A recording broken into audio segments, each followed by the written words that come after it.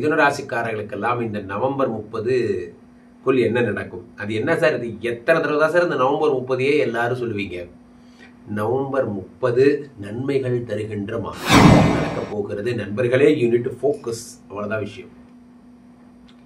வாழ்க்கையிலே நாம் எதை அப்போ உங்களுக்கு இந்த 2ஆம் இடத்துல குரு பகவான் உச்சம் பெறுகிறார். தனஸ்தானத்துல பணம் தனம் வரும் பொழுது தைரியம் வரும். அம்மாட்ட போய் தைரியமா சொல்லுவோம், பாருங்க வேலைக்கு போறோம் சார், இப்ப இருந்து போறாங்க சார், நடக்கும்.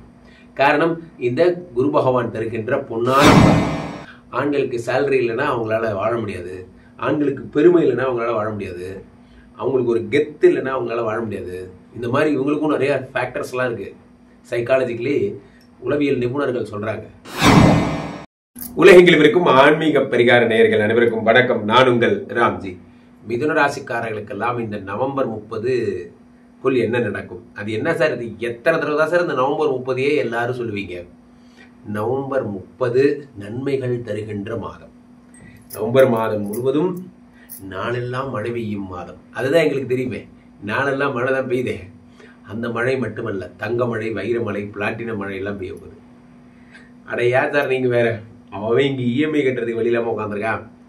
மிதுன ராசிக்காரர்களுக்கெல்லாம் இந்த மாதம் ஒரு புதிய விஷயம் நடக்க போகிறது நண்பர்களே. யூனிட் ஃபோக்கஸ், அவ்வளவுதான் விஷயம். வாழ்க்கையிலே நாம் எதை அப்போ உங்களுக்கு இந்த 2ஆம் இடத்துல குரு பகவான் உச்சம் பெறுகிறார். தனஸ்தானத்துல பணம் வரப்போகுது. பணம் வரும் சூத்திரம் நான் சொல்லி தரட்டுமா நண்பர்களே? எல்லாரும் கேட்பாங்க, பணம் வருவதற்கான சூத்திரம் என்ன? நான் கூட எல்லாருக்கும் ஒரு பரிகாரம் சொல்லியிருக்கேன். என்ன சொல்லுங்க? டெய்லி காலையில் எந்திரிச்சோன்னா பேங்க் ஸ்டேட்மெண்ட் பார்க்கணும். அதுதான் நான் உங்களுக்கு சொல்ற பரிகாரம். டெய்லி காலையில் எந்திரிச்சோன்னா பேங்க் ஸ்டேட்மெண்ட் எடுத்து இப்படி கண்ணில் அப்படி பார்த்துட்டு எந்திரிக்கணும். ஏன் சொல்லுங்க? அப்பதான் நம்மளுடைய நிலை என்ன நமக்கு தெரியும். இன்னைக்கு சாயந்தரத்துக்குள்ள இது அதிகமாக இருந்ததுன்னா நம்ம இன்னைக்கு வேலை பார்த்துருக்கோம்னு அர்த்தம். இன்னைக்கு சாயந்தரத்துக்குள்ள இது கம்மியாயிடுச்சு அப்படின்னா நம்ம இன்னைக்கு வேலையே பார்க்கலான்னு அர்த்தம். சிம்பிள். இது மற்றவங்கெல்லாம் மாதிரி சொல்றத நான் விரும்பல. நான் சொல்றது எளிமையான பரிகாரம். இதுல ஒரு 10,000 அதிகமானா உங்க மனசு உங்களை மோட்டிவேட் பண்ணும். இதை விட பெரிய மோட்டிவேஷன் வேற எதுவுமே தேவையில்லை. பெரிய மோட்டிவேஷன் வேற எதுவும் தேவையில்லை. அதுதான் பணம் தரும் மோட்டிவேஷன். 2ஆம் இடத்துல குரு பகவான் உச்சம் பெறும் பொழுது தனம் வரும் பொழுது தைரியம் வரும். அம்மாட்ட போய் தைரியமா சொல்லுவோம், பாரு நான் பார்த்துக்கிறேன், வா ஹாஸ்பிட்டல் போகலாம் எல்லாம் சொல்லுவீங்க. காரணம் என்ன சொல்லுங்க? 2ஆம் இடத்துல குரு பகவான் உச்சம் பெறும் பொழுது தனம் வருகிறது. அதனால ஃபேமிலியில சந்தோஷம் கூடவே வருகிறது. குடும்பத்தார் மகிழ்ச்சி எல்லாம் எங்கிருந்து வருகிறது? இந்த 2ஆம் இடத்து குரு பகவானால் வருகிறது. அவர்தான் 7 10 இருக்கிறார். 10 குரு பகவான் 2ஆம் இடத்தில் இருக்கும் பொழுது தொழில இருந்து பணம் வர ஆரம்பிச்சிருச்சு.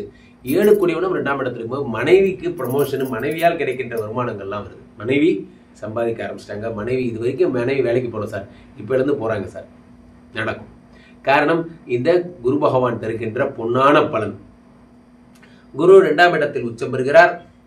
உச்சம் பெற்ற குருவால் பணம் வரப்போகிறது, மதிப்பு உயரப்போகிறது, செல்வாக்கு அதிகமாகிறது. ஒரு ஆணினுடைய ஒரு பிரதானமான ஒரு விஷயம் என்ன சொல்லுங்க? அவருடைய செல்வாக்கு, கௌரவம், மதிப்பு, இதெல்லாம் தான். இது என்று உடைகிறதோ அன்னைக்கு அவரும் உடஞ்சு போயிடுறார். இதெல்லாம் அவருடைய குணங்கள். எல்லாரும் சொல்றாங்கல்ல, பெண்மை என்றால் புரிந்து கொள்ள முடியாத பேரதிசயம், அது இதெல்லாம் சொல்றாங்கல்ல. ஆண்கள் கூட அப்படிதான். ஆண்களுக்கு சேலரி இல்லைன்னா அவங்களால வாழ முடியாது, ஆண்களுக்கு பெருமை இல்லைன்னா அவங்களால வாழ முடியாது, அவங்களுக்கு ஒரு கெத்து இல்லைன்னா அவங்களால வாழ முடியாது. இந்த மாதிரி இவங்களுக்கும் நிறைய ஃபேக்டர்ஸ்லாம் இருக்கு. சைக்காலஜிக்கலி உளவியல் நிபுணர்கள் சொல்றாங்க. ஒரு ஆண் கம்ஃபர்ட்டா வசிக்கவே இது அத்தனையும் தேவை. அதிகாரம் ரொம்ப ரொம்ப தேவை. அப்ப அந்த 2ஆம் இடத்துல குரு பகவான் உச்சம் பெறும் பொழுது அந்த அதிகாரத்தை கொடுக்குறாங்க. குடும்பத்துல நீங்க சொல்றதை எல்லாரும் கேட்கிற மாதிரியான கௌரவத்தை தராங்க. கௌரவம் என்று இழக்கப்படுகிறதோ அன்று தன்னம்பிக்கை இழக்கப்படுகிறது. ஸோ 2ஆம் இடத்து குரு 2ங்கிறது குடும்பம். குடும்பத்துல எங்க அப்பா எங்க அண்ணா தான் எல்லாம், வேலையே கிடைக்காம ரொம்ப வேலை கிடைச்சிருச்சு, இப்ப தன்னம்பிக்கை ஆயிட்டான், அவ்வளவுதான், குடும்பத்துல சந்தோஷம். அப்ப குரு மிதுன ராசிக்காரர்களுக்கு இந்த மாதம் முழுவதும் மகிழ்ச்சி மட்டுமே. 2ஆம் இடத்து குரு பகவான் 6ஆம் இடத்தை பார்க்கிறார். 6ஆம் இடம் என்பது ரண ருண ரோக சத்துருஸ்தானம் என்று பெயர். கல்லீரலின் கடவுள் யார் தெரியுமா நண்பர்களே? குருதான் கல்லீரலின் கடவுள். அந்த குரு பகவான் என்ன செய்கிறார்? இந்த கல்லீரல் பிரச்சனை உடையவர்களுக்கு இந்த கல்லீரலை சரி செய்து விடுகிறார். கிட்னி மற்றும் பெருங்குடல் சம்பந்தப்பட்ட பிரச்சனையுடையவர்களுக்கும் அதை செய்கிறார். நிறைய பேருக்கு இன்னைக்கு கிட்னி அது ஏதோ ஒரு தர்மத்துக்கு வேலை செய்யுது. நம்ம தண்ணியும் குடிக்கிறது கிடையாது, ஒன்லி கொக்கோ கோலா. என்ன நம்ம கிட்னியை என்னென்ன பண்றோம்? அப்போ இந்த குரு பகவான் பார்வைப்படும் போது சின்ன சின்ன கிரெட்டினின் வேல்யூலாம் சொல்லுவாங்க. சில பேருக்கு இந்த கிட்னியில் பார்த்தீங்கன்னா சமீபத்தில் கூட ஒரு கேஸ் நான் பார்த்தேன். கிட்னியில் வந்து இந்த மாதிரி வந்து தீரா பெரு வியாதி ஒன்று வந்ததை பார்த்தேன். அவர்களுக்கெல்லாம் கூட இந்த பிரச்சனைகள் சரியா குரு பகவான் பார்த்துட்டா கிட்னி சரியாடும். இதெல்லாம் நடக்கும். அடுத்ததாக குரு பகவான் உங்களுடைய வாழ்க்கையில் இந்த நவம்பர் மாதம் எவ்வளோ ஃபாலோ பண்ண உடம்பை பத்திரமா பார்த்துக்கணும். அப்போ லிவர் சம்மந்தப்பட்ட ஸ்கேன்லாம் எடுத்துக்கணும், எல்லாம் பண்ணிக்கணும். இந்த நவம்பர் 30 வரைக்கும் உங்களுக்கு டைம் ஒர்க் அவுட் ஆகிடும். அடுத்ததாக உங்களுக்கு வந்து 8ஆம் இடத்தை பார்க்கிறார், ஆயுள் பாவத்தை பார்க்கிறார். ஐசியூவில் படுத்திருக்கிற பேஷண்ட் எல்லாம் இதை பாருங்க. உங்களுக்கு ஒரு நல்ல செய்தி கொண்டு வந்திருக்கேன். சீக்கிரமே எந்திரிச்சு நடப்பீங்க, ஓடுவீங்க. எழுதி வச்சுக்கோங்க. குரு பகவான் பார்த்துட்டார். பார்க்கறது யாரு? குரு பகவான். அடுத்ததாக குரு என்ன செய்கிறார்? 12 உங்களுடைய 10ஆம் இடத்தை பார்க்கிறார். 10ஆம் இடத்துல யார் இருக்கிறார்? சனி பகவான் இருக்கிறார். பொது வாழ்க்கையிலே இருக்கக்கூடியவர்களுக்கெல்லாம் மிகப்பெரிய புகழை தருகிறார் இந்த சனி பகவான். புஷ்பான்னா ஃப்ளவர் இல்லை, ஃபயர். இதெல்லாம் யார் தரா? இந்த மிதுன ராசிக்காரர்களுக்கு 10ஆம் இடத்து சனி பகவான் தருகிறார். பிராண்டு. சாதாரண ஆளாக இருந்த என்ன பிராண்ட் ஆக்கிட்டாரு. அதெல்லாம் அந்த குரு பகவான் தர. அப்போ உங்கள் கம்பெனி பிராண்ட் ஆக போகுது. உங்கள் கம்பெனி கேட்டு வருவாங்கன்னு வச்சுக்கோங்களேன். உங்கள் கம்பெனி தான் வேணும் அப்படின்னு கேட்டு வருவாங்க.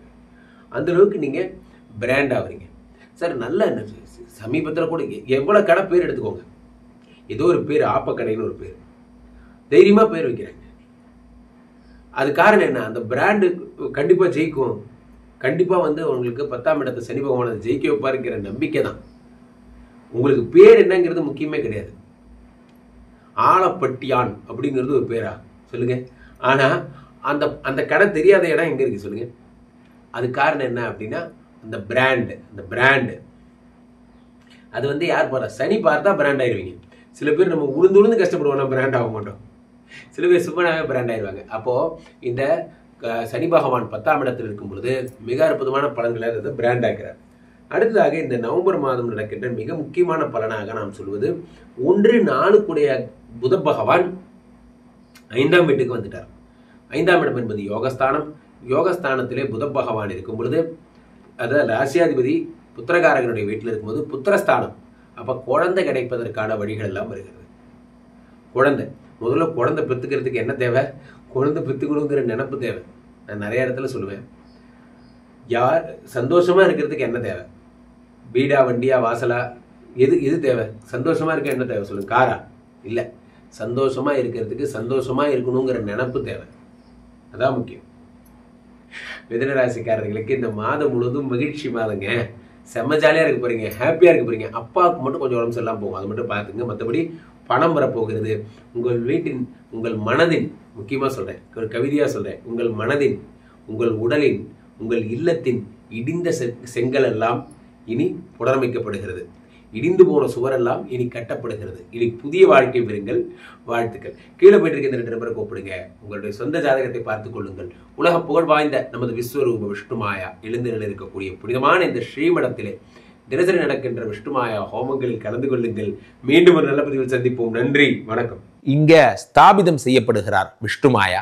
அது தமிழ்நாட்டுல இங்க போரூர் கார்டன் ஃபேஸ் 2ல ஸ்ரீமடத்தில் மட்டும்தான் இருக்கிறது.